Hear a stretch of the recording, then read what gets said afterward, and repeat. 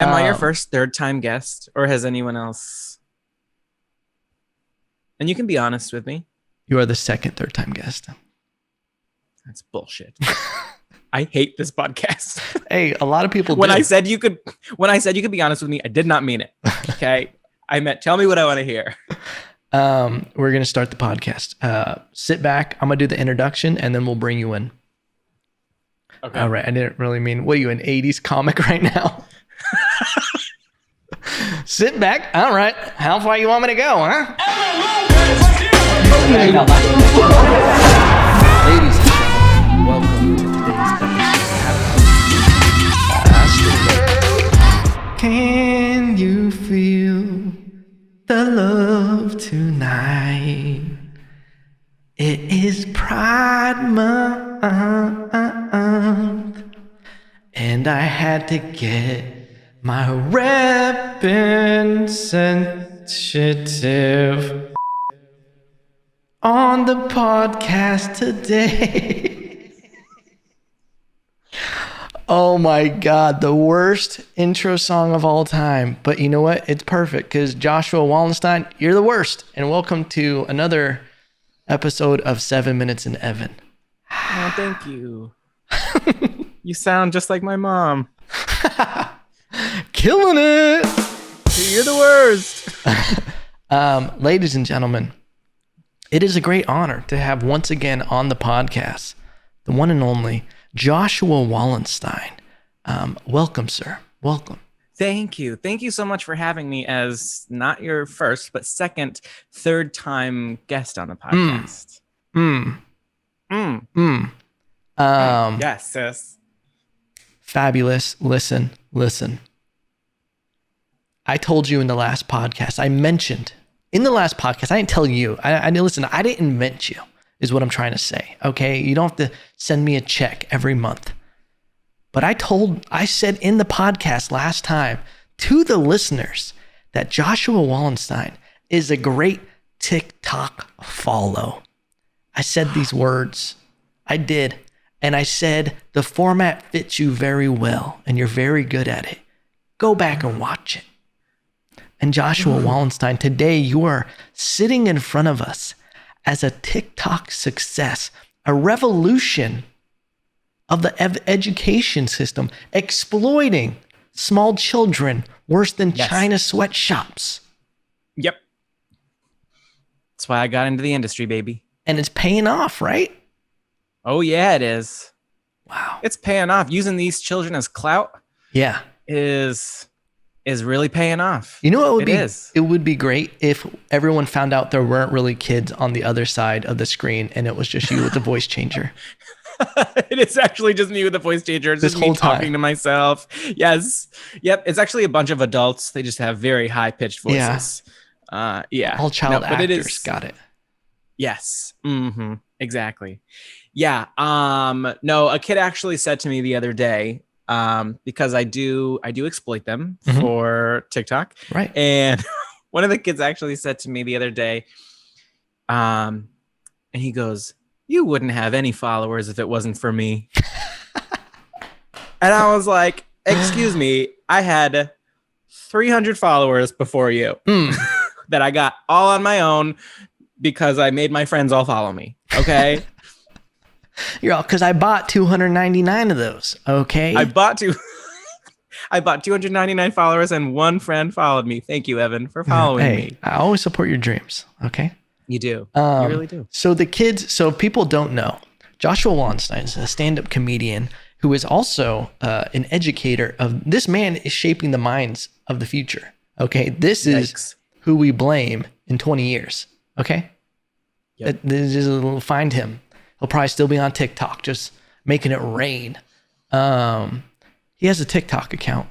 And over the pandemic, I love seeing people staying at it. You can't do stand-up. You're the Bruce Lee of Pride Month because you got to adapt to your situation. You got to be water, okay? And yours is probably sparkling water, and it's delicious, okay? Yes. And you were like, let me change the format, and I'm going to do TikTok. I am. LaCroix. I was trying to think of the name.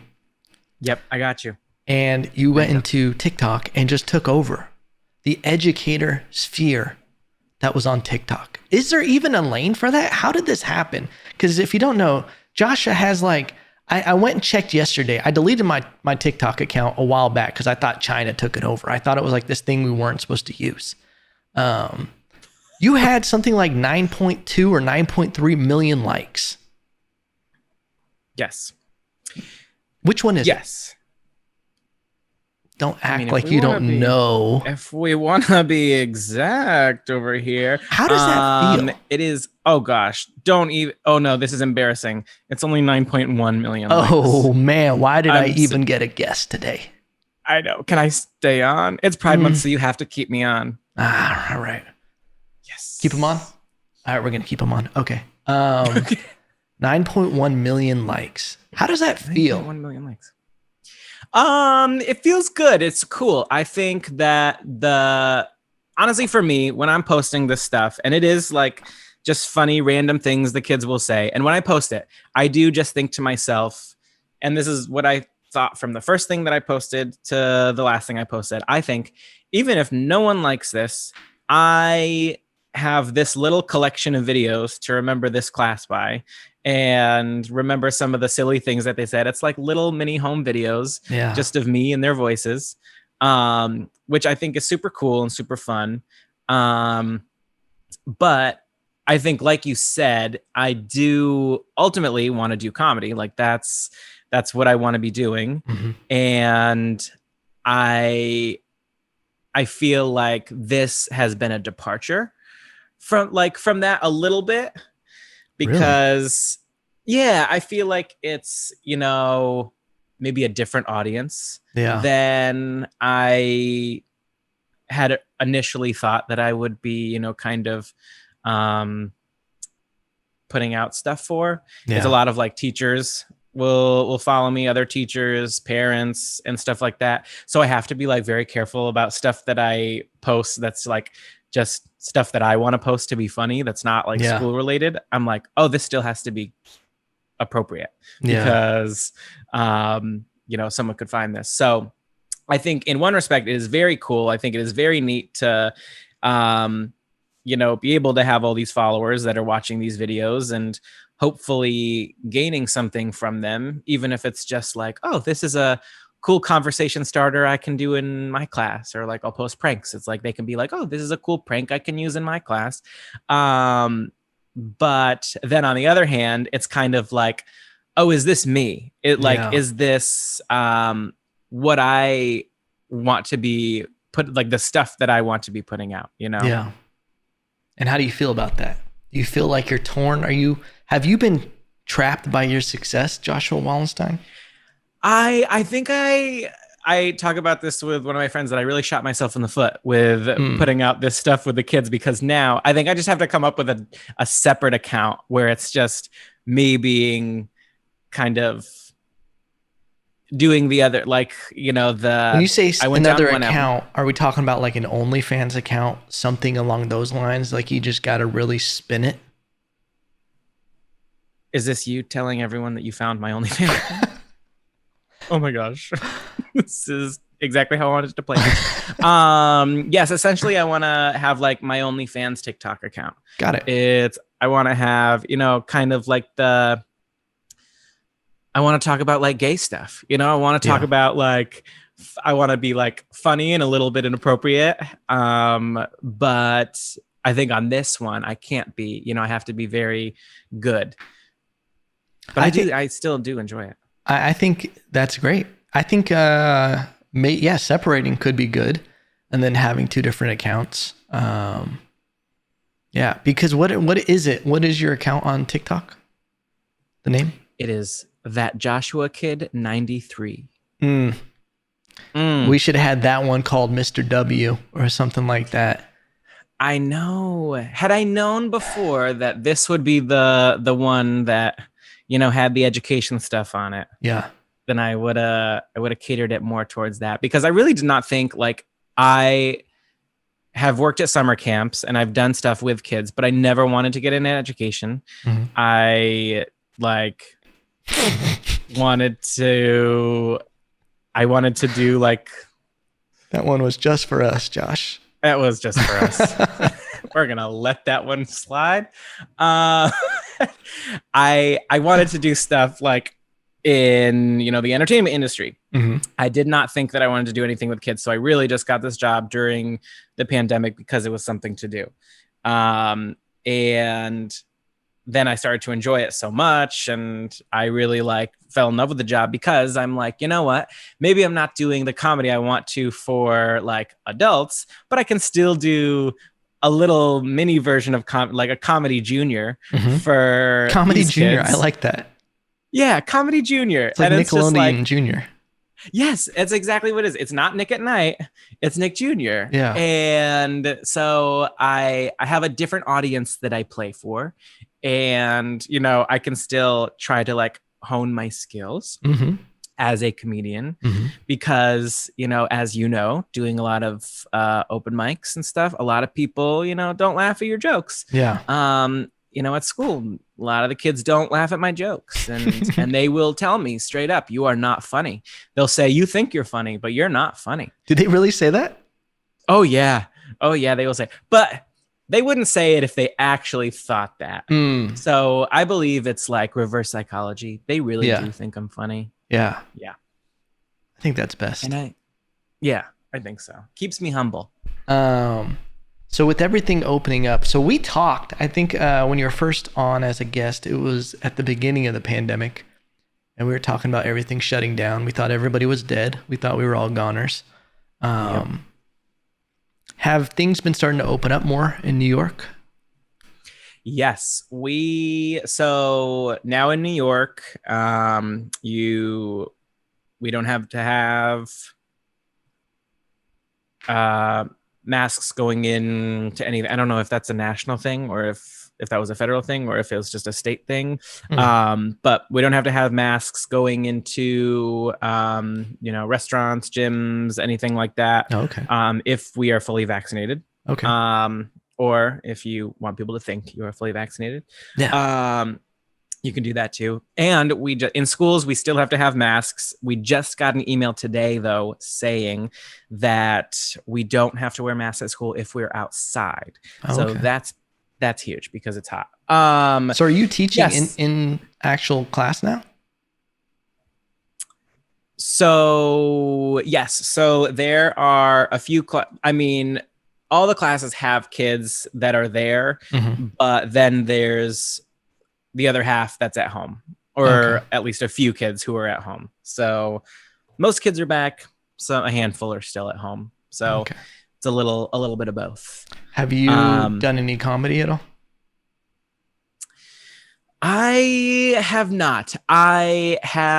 It's tough here just because it's a smaller town. Yeah. And there's not as much, there's not like bars to go to where there's open mics. Yeah. There's no like slotted open mics going on. So the best kind of mics, slotted mics. Gosh, the slotted mics. Oh my gosh.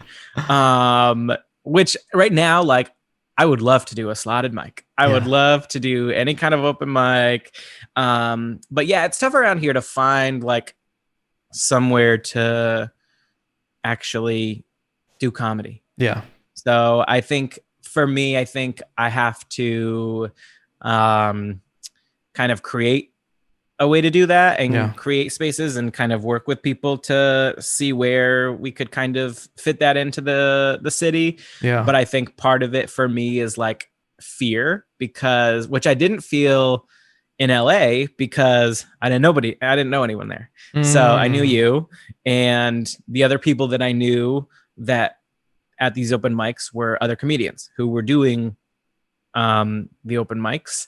And here, I grew up here and, went to school here my whole life. Yeah. And so it's like, I know a lot of people and I think that's what holds me back. I'm like, oh, well, if I fail, then these people will see. Or if I'm not funny, then these people will see, oh, it's Josh. He should stick to kind of what he was doing before instead of seeing me the way, we met doing comedy. Yeah. And so that's like the version of me that but they know me as like the before comedy Josh. Ooh. And yeah.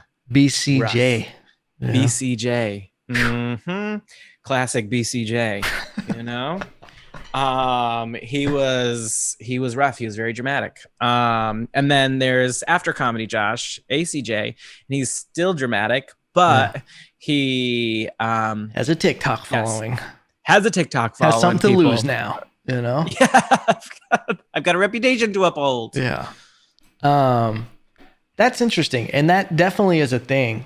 It's a weird thing, man. I've had friends who I still haven't performed in front of family. It seems like a separate thing for me. Where I'm just like, I don't really, it's not for you guys. It's like, this is for the audience. Like, I want to be focused.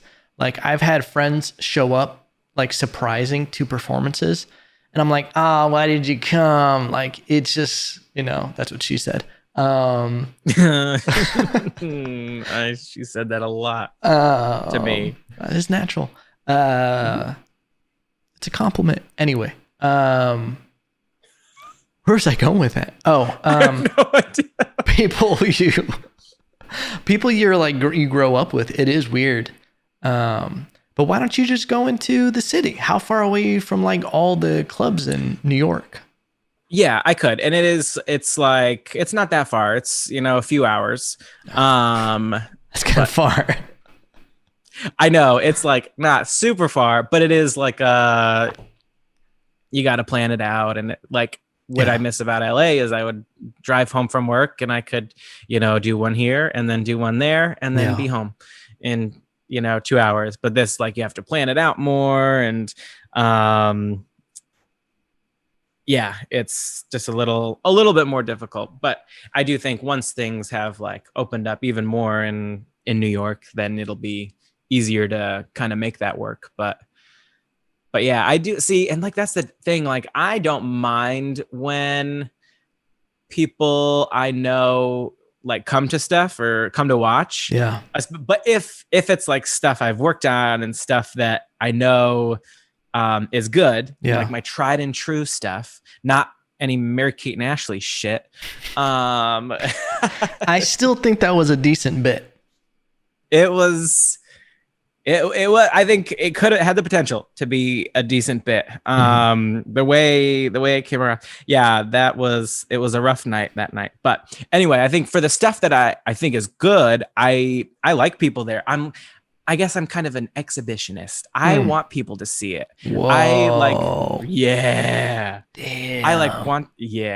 want people to see, but I think right now, because I'm like out of practice and I'm a born again comedy virgin, I'm like, okay, now if I try to like start something, at a bar here and it doesn't go well, then people are, I don't know. I think that for me, I feel like for whatever reason, that's risking something. Like, I have nothing to lose. But if I did do that and then it didn't work out, I think I would just feel embarrassed. You got to wet that beak, baby bird. You got to spread those wings and you got to just jump in the deep end. I just combined like 3 metaphors, but it worked. You really did. Now you definitely sound like my mama. Yeah. Oh my gosh.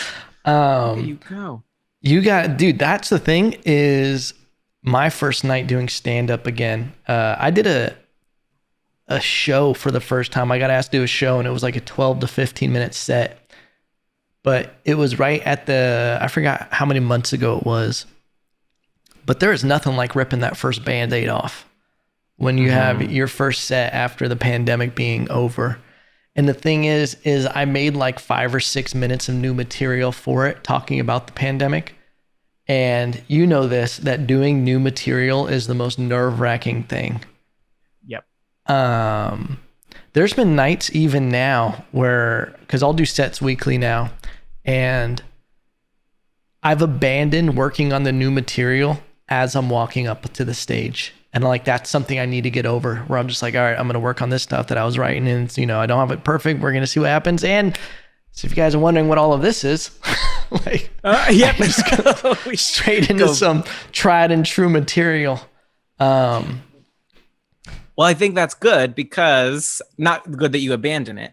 Yeah. I think it's good that you abandon your new material. I think let's keep doing Stick that. to the hits. Just the Stick to that. hits. Just the hits. Now that's what I call comedy. Evan Star. No, I think my mistake when I would go up with new material, and this is what made me like have that same thing where I didn't want to do any new material, is because I'd go up there and that would be the first thing that I did was do the new material that I had not tested out at all. Yeah. That was still very rough. And then when I like transitioned into the hits, then I had already lost people because they like were like, he has no authority as a comedian. He's not like, he's stumbling. So I think you go up, you hit the hits, and then you got them, and then you transfer right into that new stuff, and they won't even know. Yeah. They're gonna be like, oh, this is stuff that he probably does all the time. But yes, that was I do know that is like the worst. It's like that's what made me shake. And there were times that I was just like, you know what? I have 5 minutes. I know this stuff works. I just want to hear laughs right now. Yeah. I don't want to work on anything. I'm just gonna do the stuff I know. I hear you, man. Have you worked on anything at all? Like, have you been writing? I have. Yes, I think I lost a little bit of motivation. Early in the pandemic, I was like writing a lot. Yeah. And I think I was like, you know what? Things are going to be open back up soon. I want to be prepared. So I was writing. And I think I got like a couple little jokes that, I was happy with. And then, I got this new job and I was kind of like, okay, I'll focus on that now. And I think I let comedy, I was just like, that can take a back seat right now. I don't need to write right now. There's nothing to write for. And, we had kind of talked about this recently, that it's like kind of hard to write when there's nothing to write for. And I'm like, I'm not performing anywhere. There's nowhere around here I can go. So, what's the point of writing? Yeah. But I do want to, lately in the past couple of weeks, I have gotten back into writing because I'm like, okay, I want to have some stuff that's ready to go, some new stuff. And that way, when I do get up there, then I'm prepared. Oh, I hear you, baby. I hear you. Be prepared, baby. Are you planning on moving back to LA at all? I don't have any plans to. Yeah. I think once if I left, do, it was just over. You were like, well, what's the point? Yes. I know. It's so bizarre how up until just like a couple months ago, I was like, yes, I'm moving back. Yes, I'm moving back. And then I don't know what it was. Might have coincided exactly with your move, but it happens. Something just said there's no point in going back. My lover is gone. Yeah. There's no point. Yeah.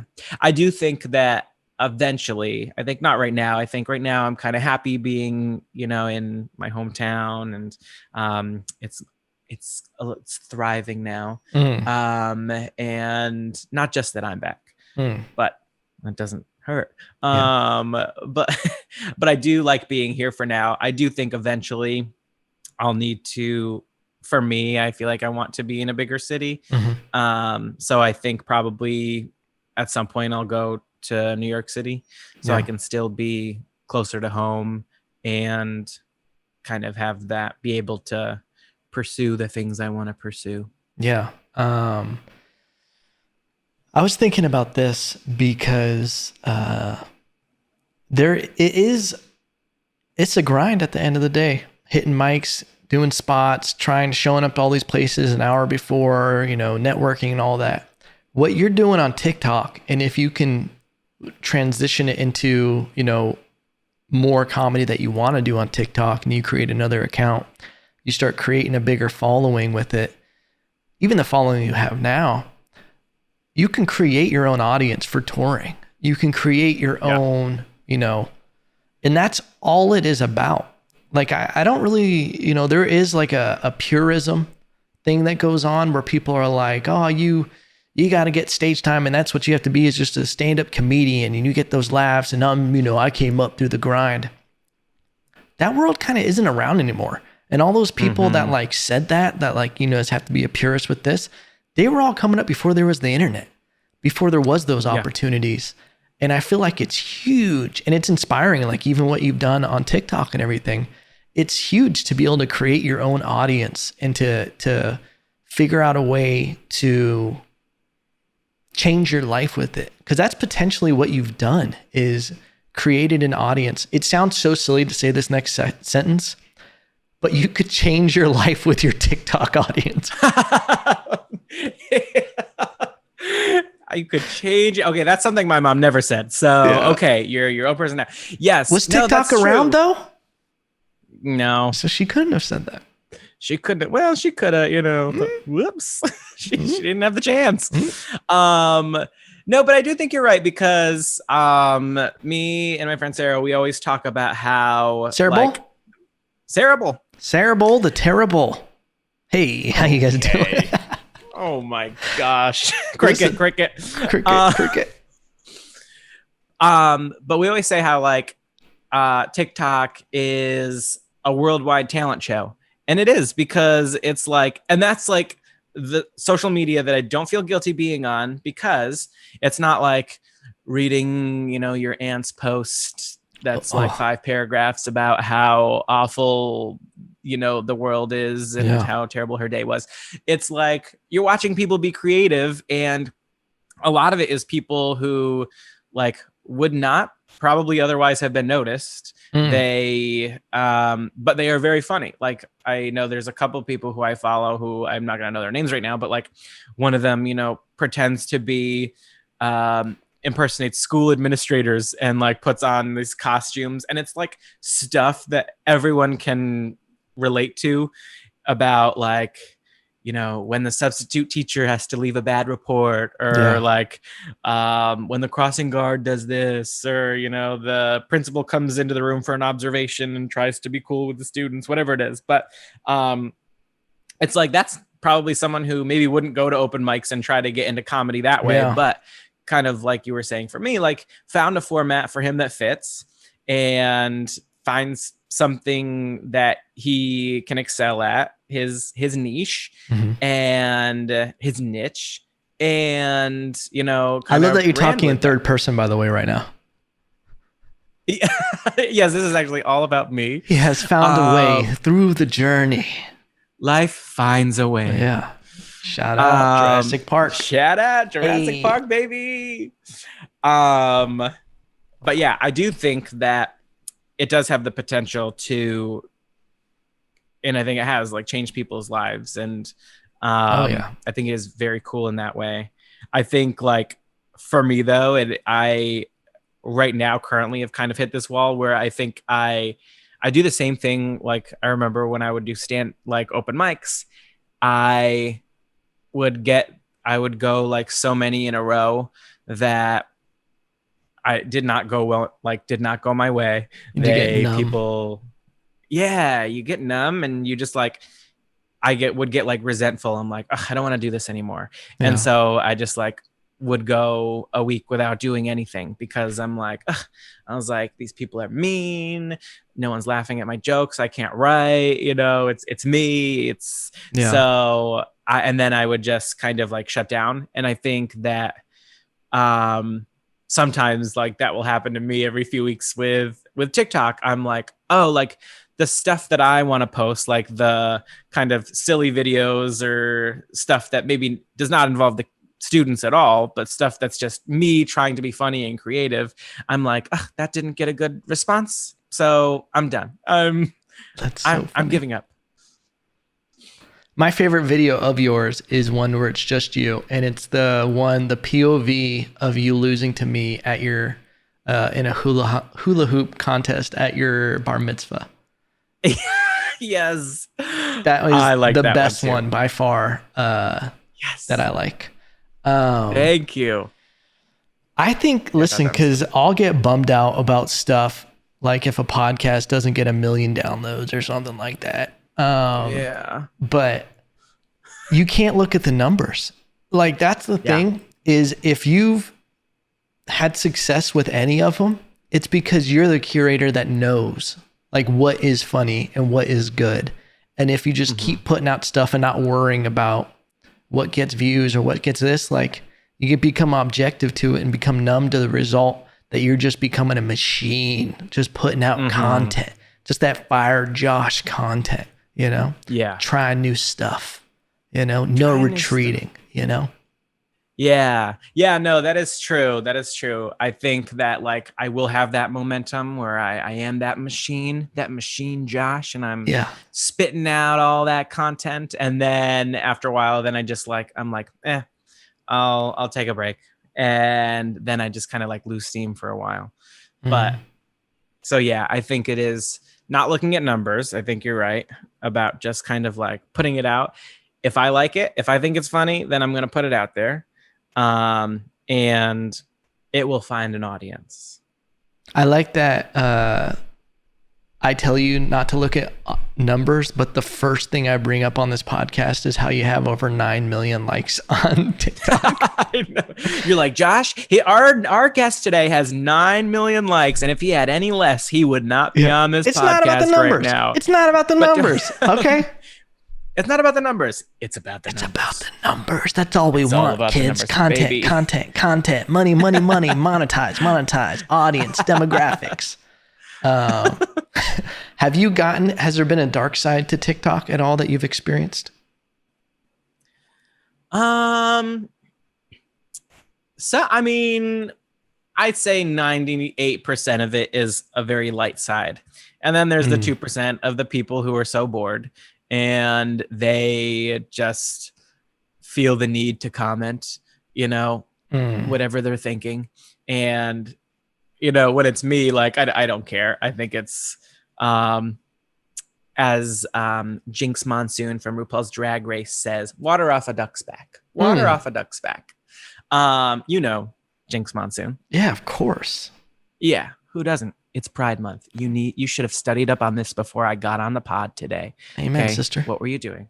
Amen, sister. But yes, the stuff about me is like, I get over that. But it's like, if they were to say something about one of the kids, it's like, why would you ever, try to, and most people are, like I said, 98% are very nice, but then there's a 2% that are bored and they feel the need to comment something negative. But there was one person who I went on, and I usually don't delete like the bad comments if they're about me, because I'm like, I mean, they have the right to comment whatever they want. And other people usually step in and defend me. They're like, they'll comment, they'll be like, you don't need to say this, whatever. And but there was this one girl who just went from video to video to video. I like went on and I had like 15 notifications and I looked and it was all the same girl. And she was like on every single video, like went to all of my videos and was just like,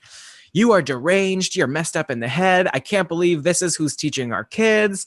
Like, I can't believe we're talking about LGBT things in school. Like, how is this guy allowed around kids? And was just going from video to video. And I'm like, oh, she's giving me a lot of views. I'm like, keep going, sis, keep going. But in that case, I just went through and deleted all those, because I'm like, I'm not going to give someone the satisfaction of keeping it up there, number one, for other people to see, or number two, like commenting anything back. Yeah. So, did you see her picture? What did she look like? No, because these people don't have their pictures on there. They have like, if they're the people that comment negatively, they don't show their faces, and so it's like either a cartoon or like someone from a TV show. Just trolls out there, huh? They're just trolls, exactly. And I remember for one of them, I was like so tempted to, because one of them was me and one of the students. We were talking about the Super Bowl, and he was like asking me, he's like, have you really never watched a football game? And I was like, no. Have you never watched RuPaul's Drag Race? And, we were kind of going back and forth and just joking around and having a great time. And someone commented, they're like, I cannot believe that this guy is endorsing this show, like telling his students to go watch this show. I'm like, and I just remember thinking like how ridiculous it was. And I like typed out this whole response, and I like sent it. I screenshotted it and sent it to my brother. I was like, should I respond with this? And he was like, no, absolutely don't respond with that. He's like, that's exactly what they want. Yeah. And you're just going to feed into that. He's like, let it go. And I let it go. And like there were like 11 people who like liked his comment. Mm. And I'm like, you guys are on my shit list, you 11 Hmm. people. Um, but yeah, so I learned that day, I was like, I'm not going to ever respond to a bad comment. If it's bad enough, I'll just delete it. But like I said, after all that ranting, like I said, 98% of the people are like very kind and just like so sweet, and they're like, oh my gosh, this class is so funny. Like they are just so creative and just so like positive and upbeat and funny. So that is Wow. good. Um, Happy Pride Month, by the way. We haven't even celebrated. Thank you. No, I thought this was a surprise party for me that you had prepared. I was like, oh, it's not just a podcast. He has a whole party over The there. dancers are supposed And to be here, but they're running they're late. supposed to pop out of a cake. What's Yeah. going on? Um, It's supposed to be penises everywhere. yeah. Yeah. Not a They single are here penis. for that. There are some here, but not for your surprise. Like I just keep them. They- I just keep a room full of them, you know? Dude, I love telling. I forgot who I was talking to. I feel like it was on stage with something. People were asking me what the worst bomb was. And I brought up Gay Pride Month when you gave me material. Well, I don't even know. You approved this material. And I went up and said that I was gay for the benefits. And it was not good at all. No, I think the way you presented it to me was misleading. Okay. Hey, Josh, I'm going to go up there and say, hey, I'm gay for the benefits during Pride Month. And you were like, gonna murder Evan. And I said, all right, let me go up there. And I'm like looking around. I'm like, oh, this is great. Josh is killing right now. Okay, we're killing during Pride Month. Let me just follow him. I'm gay too, guys. For the benefits. Crickets. Gay crickets. Oh my gosh. I moved my seat over when he was done. I was like, I do not want people to know I am with him. I don't want them to be associated with him. Yes. Okay. So to be fair, you did present it exactly the way that you delivered it. But I do think it was the fact that I went first and I did a bunch of gay material, and then you went right after. And I think you had even said this afterwards when we debriefed it for like 4 hours, because it was that traumatizing for you. I think people were like, oh my gosh, is that guy going to be offended by this comment? Yeah. Like, do we have permission to laugh at this? Which I laughed. Yeah. I even laughed at it. Maybe. Yeah. Maybe I like laughed and I was like, oh gosh. I was like, you canceled. Throwing things at you. You cancel. You can't see that. Yeah. Yes, that was one of the roughest experiences, I think. That's weird, man. When people are worried to laugh if they're allowed to laugh at a joke.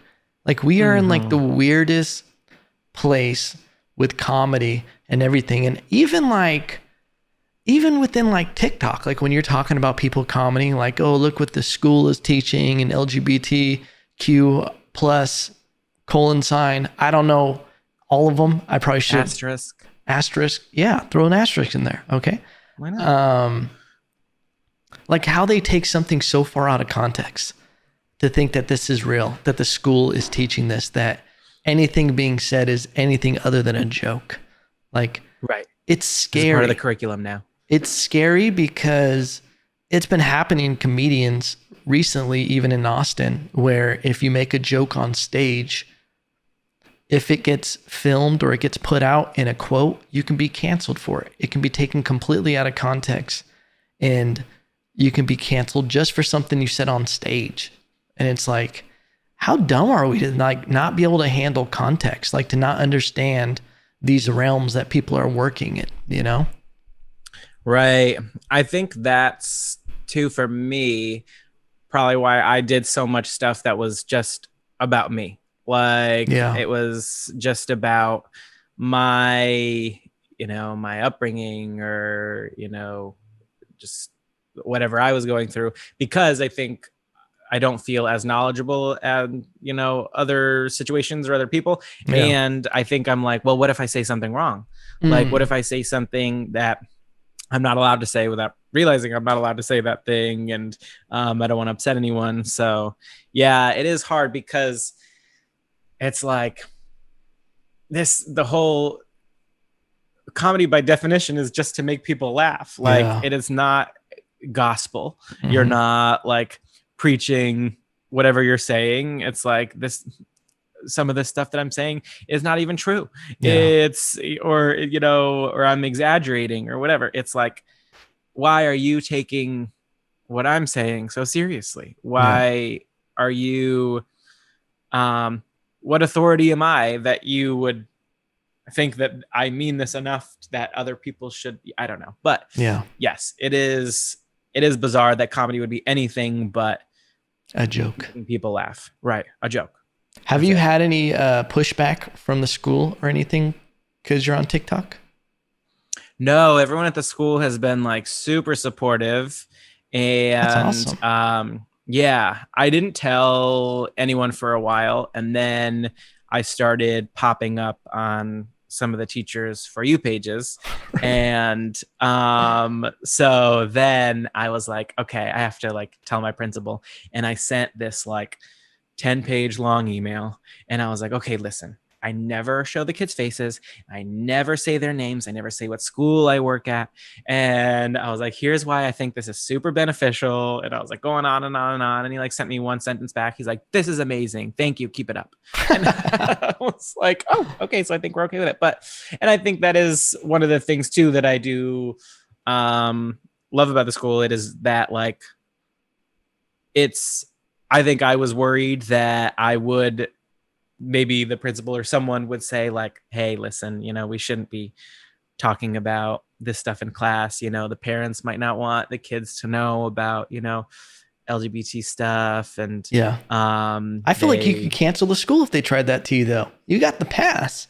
You got the golden I ticket. know. Well, I got the golden ticket, baby. Yeah. But yes, I do think that, I mean, in my head, when I've like thought about, okay, if this happens, what do I say? You know, logically, I would like to say that I would, stand up and be like, no, this is just who I am. And, I'm not going to lie about who I am. Yeah. And even just last week, one of the teachers that I work with, she, let us have an open discussion with this class about Pride Month and, what it is, why it's important. And some of the kids are, exploring their and kind of discovering their sexuality and their sexual orientation. And so I think it's super important to be talking about this stuff. And I think it is super neat that the school is as supportive as they are, that they are like, okay with having these conversations and just very accepting and very open to having diversity in their staff and their students, of course. Joshua, how old were you when you came out of the closet? I was 13 when I came out of the closet. How old were you when you realized you were gay? You don't have to say what you were doing at that time. I'm not asking for details. Paint a picture. Yeah. When were you just like, hey, I think I like this team? Well, the doctor that delivered me was extremely handsome. Hey, comedy. How you guys doing? Hey, comedy. I'll be here all week, guys. I was in 6th grade, and my friend Melody had a crush on this guy who was in I was in 6th grade, and I was pretending to have a crush on a girl. And her name was Melody? No, that would be hilarious if her name was Mel, a D. Like man was in the name. That would have been the greatest life riddle of all time. I mean, we'll give you that one. Like, it was a bit of a stretch, but anyway, right. Yeah, no, well, sorry, I'm a lyrical genius, but go ahead. Let's workshop that one. What was her name? Yes, Frank? I was in. I had a crush on this girl, Alex. Yeah. No, okay, I'm done. But anyway, so yes, I had a crush on this girl, Alyssa, and I like it was a very strong crush. I like pretended I was like going hard. And I think Like a in my little mind too hard, like Me Too-ish, a little bit. oh yeah, Yeah. I was way it was rough. I had a notebook where I like wrote her name over 1,000 times in this notebook and I would like flaunt I know. I know. This was before Comedy Josh, BCM, Wow. BCJ. And and I was like showing this notebook to everyone. I wanted them to know, like, listen, I have a crush on a girl, okay? A Wait, girl. so and this was all just glitter camo, right? Like this was all just to I like that. This was, yeah, but I think at the time I didn't think that I was actually gay. I you were trying to have like a self-fulfilling prophecy. You're like, let me I just really lean guess into this. I was like, I'm gonna commit. If I commit, I will, it's gonna be like character method acting. If I Like you really just get like into the push through role. the other side and you're like, I'm straight. I'm straight. Yeah. Glitter flying everywhere. Yes. Oh gosh. Yes, I really tried, and then it was when I was in 7th grade. That's when my friend Melody told me that she had a crush on this guy named Jake, and he was in my French class, and I like started chatting with him, and I was like, I have a crush on Jake. Yeah. And so yeah, he was my first crush. Oh And wow. um I I'm trying to think how I went. I tell this story all the time, so I don't know why I'm blanking on it right now. Well, so You're doing a great job of pretending you don't know the story. I know. I'm like, oh my gosh, it's escaping me. What happened? Okay, so I'm on the bus, interior bus day. We're going home. We're on the bus home, and a few of the girls like were joking around, and we were getting ready for a dance. And they were like, oh, who are you going to the dance with? Who are you going to the dance with? And jokingly, but like kind of serious, I was like, I'm gonna go with Jake. And they were like, what, you're going with Jake? And I was like, yeah, I'm going with Jake, ha ha ha. And they, I guess, went home right away, went to AOL Instant Messenger and told Jake. So Whores. I Sorry. go, whores, the lot of them. Yeah. And so I go home onto AOL Instant Messenger and I log right on, and Jakers is online. And so of course I message him, and he messages me back and he said, I know. And I was like, you know what? And he goes, I know. And I'm like, I really have no idea what you're talking about. And he I goes, know you you. wanna make love to me. That was pretty That's good. what he said. That was pretty good. Thank you. You even had a little vibrato in your voice Yeah, too. I try Oh sometimes. my gosh. Passion. Yeah. Practice there. Passion. Name's It's not just Jake. passion. All right. It's just I know. I know. I know. Yeah. If I had met you first, Evan, I'm sorry. I know you're getting jealous of Jake, but you don't have to get jealous of Jake. I was on the other side of the country at the time, you know? It's true. I felt like we were closer. Yeah. Yeah, so Jake ended up finding out, and he kind of stopped talking to me. And then What a dick. you're gonna like, no. Well, I mean, All right, well, but finish then the I story. think, well, I think to myself that too. I think at the time I was like, how rude of him to stop talking to me. But then I stop and think, I'm like, if I was a 13 or 14-year-old boy and I was straight and another boy told me he liked me, I'm like, and you're trying to be cool at that time, right? Like you're trying to be, and it's not like is today where everyone and their mother is gay. It's like, Yeah. it was not, there were not many people in my school who were gay. And so I think I was like, oh my gosh, he was right. Like I would be a little bit kind of taken aback too. I think, I don't know how I would react. So he was never like overtly mean to me. He was like a little bit standoffish, but then we kind of stopped talking. And then senior year of high school, I will never forget this. We were all on a field trip, and we were going to a watery marsh, and we were collecting algae samples. You know about a good watery marsh. My favorite hangout. Don't I ever? When I saw you, I turned into a little watery marsh right over here. No. Just a log in that watery marsh. I'm just wading right in here. So we were at a watery marsh, and so we all partnered up, and I was, with my friend Jasmine, and he was, with one of his guy friends. And so me and my partner, we finish up and we go back onto the bus because we were done. And Jake and his partner were already on the bus. They were eating their lunch. And so we start eating our lunch, and it's kind of a double date. Wow. Pretty much. So I'm sitting in my seat eating lunch, and Jake. What were you eating? You know what? I think probably I would have hot dogs every day in high school. Makes sense. Okay. You're so freaking smug. Oh, maybe a little meatballs and spaghetti, huh?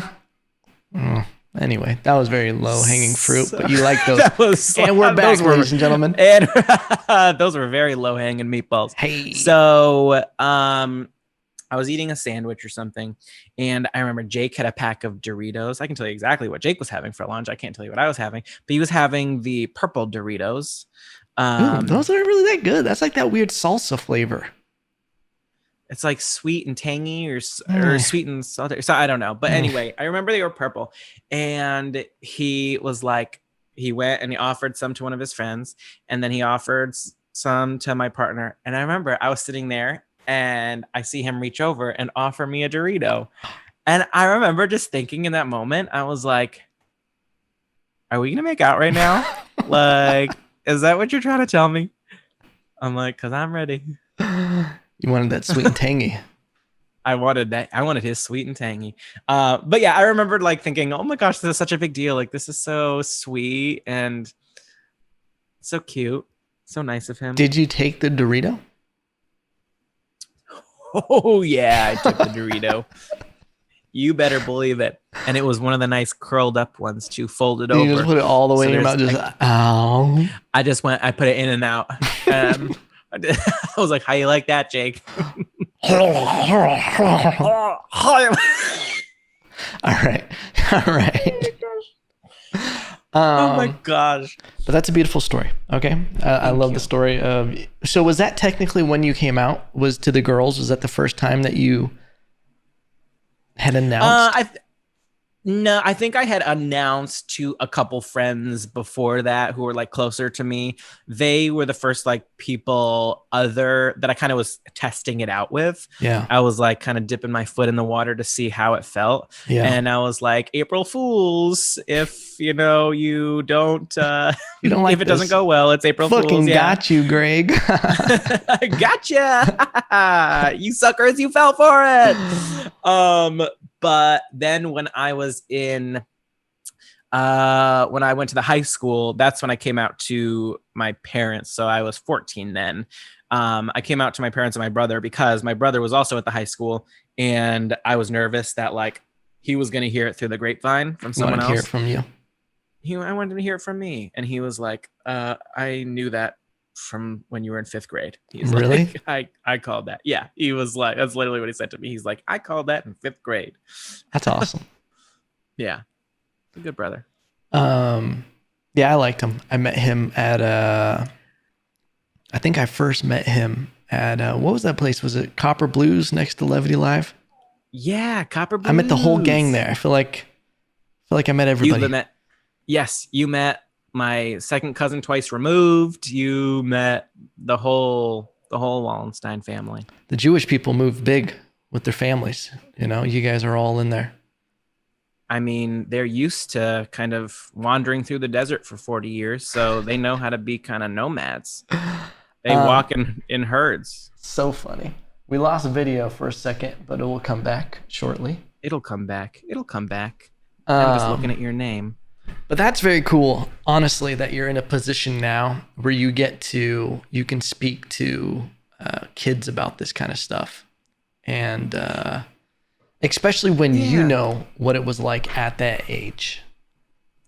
Right. And something that I was telling them, when we were talking about this last week was that we never had conversations like this in school. Like I never, that I can remember, especially in 5th grade, I Yeah. never had a teacher who was like talking to us about, being gay or, if that is the case for anyone, what, that means. Yeah. And I'm not like in school being like, guys, if you're gay, it's okay. You can tell us. Come on. I know you are. You can tell Yeah. us. But I am just saying, like, from my experience, this is, how I was feeling um, and just how kind of a little bit more normal, a lot more normal it is now.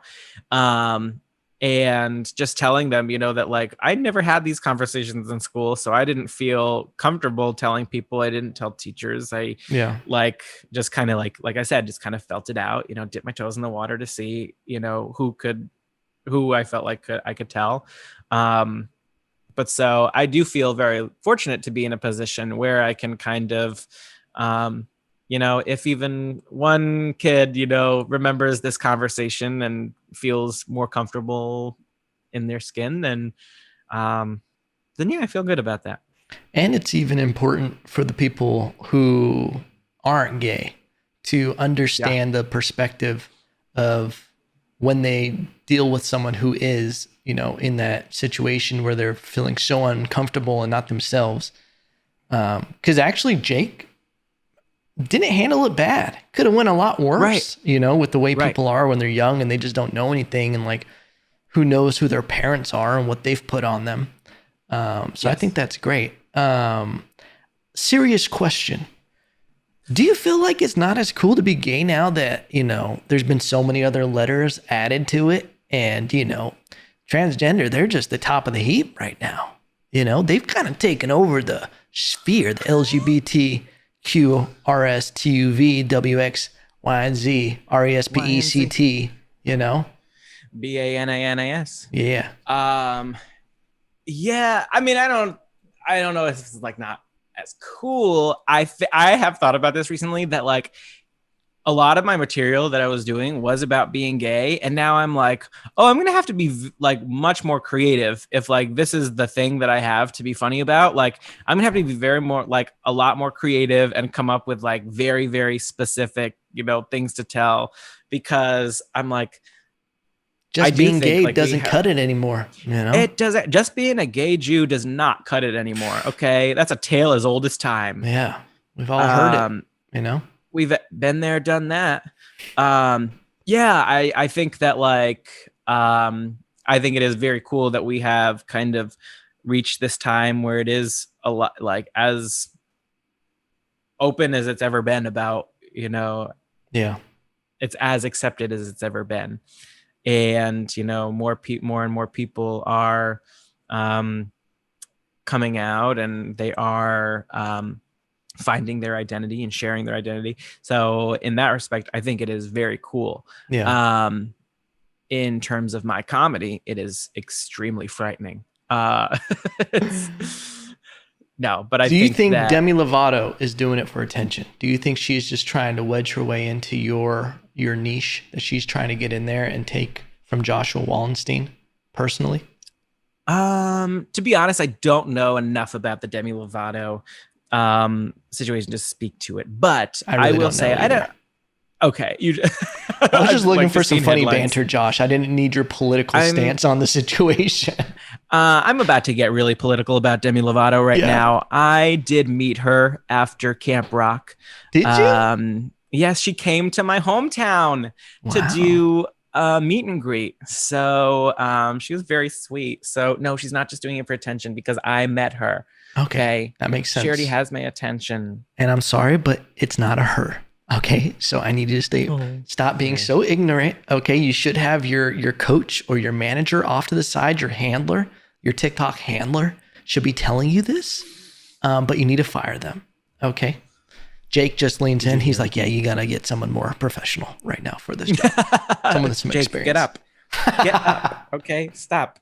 Not while I'm on a podcast. What is he, a little person? Yeah. Hey, When he's canceled. down there, he is. He's Um, anything but little, baby. wow. Oops. You're It's canceled, Pride Josh. Month. I know. Is there anything else? We're coming in on the hour part. Is there anything else you would like to talk about with Pride Month? Anything? What does Pride Month mean for you? Is it something you celebrate and it's a big deal, or is it just like it's Pride Month and you just add a little bit of extra glitter to your water? I think it's always been for me something that I add a little extra glitter to my water. I think, I never. Huh? It's healthy. It is healthy. Yeah. You should see my poop. So, yeah. But I think that I never went crazy and never really did anything, monumental for the month. But I watch a little extra RuPaul this month. Okay. Yeah, I think that I don't know. I don't know why I never really think of it as, something I need to go crazy for. I think it is because just I have pride all year. As people would say. They're like, I already feel pride all year. So I don't go crazy. I'll go to a gay pride parade if they have one in my town. Oh, hell yeah. But yeah, I don't know why. I think they're, before it's been kind of like I don't need to make a big deal of this. It's just who I am. It's just, it's how I have always been. And I don't need to, make a huge big deal about it. But I think this year I feel a little bit more strong about it just because I have been in the school and I know that some of the kids are kind of struggling to find their identity. And I feel like I want to show them that, here I am, a pretty fairly well-adjusted person who, it really enjoys. That was an overstatement. Semi well-adjusted person who huge TikTok enjoys following. Life with a huge TikTok following. Yeah. Is enjoying life as an openly gay person, not feeling any doesn't care who knows. A couple of the kids found my TikTok and they were saying to me, they were like, we know your secret. And I was like, what's my secret? And they were like, you are GUY. And I'm like, you're a guy? Who told you? And they were like, no, that's not what we meant. We meant GAY. And I made a point to tell them, I'm like, it's not a secret. I was like, that's something I want you guys to know because that's just who I am.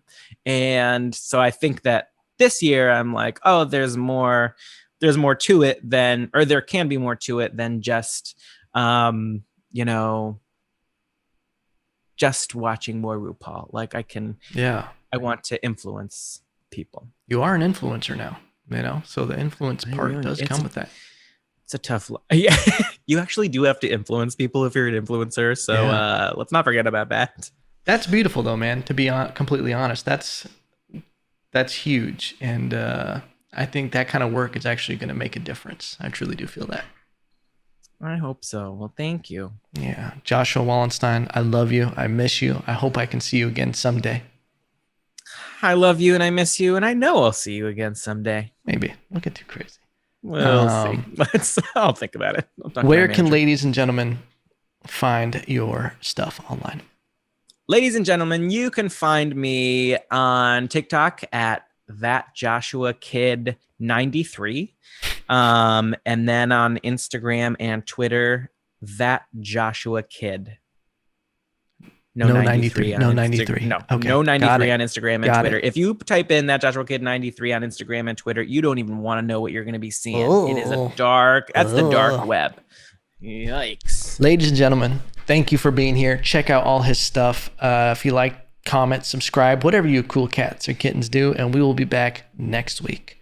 But just remember, Josh and I love you. We love you.